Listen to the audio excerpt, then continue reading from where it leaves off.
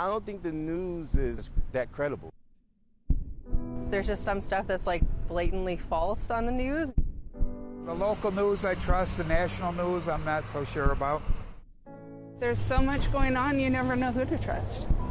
What does it mean when the citizens of a country that protects press freedom in its constitution have the lowest trust in their news?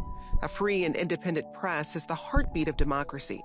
It circulates the information we need to govern ourselves, to choose our leaders, to shape the society we want to live in. But the volume and speed of information coming at us today makes it hard to know what to trust and where to find the truth. When did this problem start? And what happens if we don't solve it?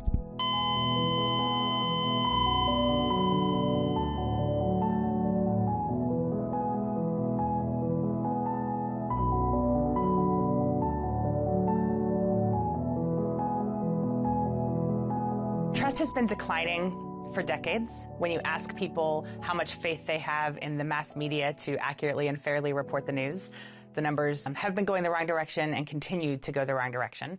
And the consequences are huge for democracy when it comes to our ability to understand each other, to debate ideas, which is at the core of how democracy functions. An important part of a democratic society is using the press to hold your leaders to account.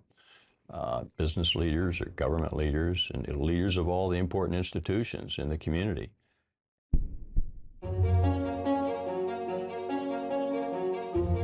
My name is Nina Joss, and I am currently the Littleton Independent Reporter at Colorado Community Media. I was hired at CCM as an intern in August of 2022, and then I got hired on full-time in October. So Nina's covered the shooting, with the video coming out this week regarding the police shooting. And some of the questions that Nina and I talked about is how, when you get a story like this that other news outlets are covering as well, how do we cover it too?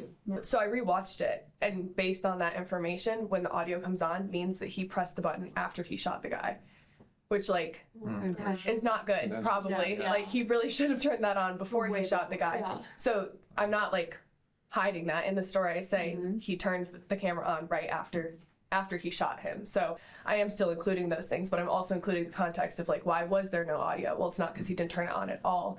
It's because of how the camera works. I think of myself, generally speaking, more of a storyteller. I also try to use my stories to help people understand each other better. So to help different readers and different audiences and different sources understand people who are different from them. I think that for me personally, that's my biggest moral goal in this field. One of my favorite parts of my job is working with young journalists and teaching young journalists, and you do that through those meetings. You talk about the issues in the communities, you give them ideas on what they can cover or localize, or how we can expand the story. From meth being found inside a public library, what does that mean to the public? Why is it important? Why should I care? At the local level, that's our job. And so I make our meetings educational, informational, and I kind of make it more of an informal discussion, so you're learning as we go. My name's Tatiana Flowers, and I'm the equity reporter for the Colorado Sun.